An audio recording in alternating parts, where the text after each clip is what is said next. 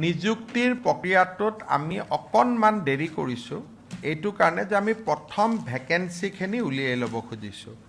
second আপোনালোকক কেইদিনমান পিছত মই কম প্ৰমোশনবিলাক পেন্ডিং হৈ আছে প্ৰমোশনবিলাক যদি নহয় তলত ভেকেন্সি নহয় আৰু কম পোষ্ট ওলালে ল'ৰা ছোৱালীবিলাকে য'তে যাওঁ তাতে কয় মামা পোষ্ট বঢ়াই দিয়ক সেইকাৰণে এই বছৰটো আমি এই বানপানী হোৱাৰ পিছতে খুব প্ৰমোশনবিলাক কৰিব খুজিছোঁ অসম গভৰ্ণমেণ্টত আপোনালোকে জানে কনিষ্টবলৰ পৰা যদি মানুহজন হাবিলদাৰ নহয় কনিষ্টবলৰ পোষ্টটো খালী নহয় সেইকাৰণে ডিসেম্বৰলৈকে আমি প্ৰমোশনবিলাক শেষ কৰিব খুজিছোঁ ধৰক এডুকেশ্যন ডিপাৰ্টমেণ্টত 1000 হেডমাষ্টাৰৰ পোষ্ট খালী আছে যদি শিক্ষকজন হেডমাষ্টাৰ নহয় শিক্ষকৰ পোষ্টটো খালী নহয়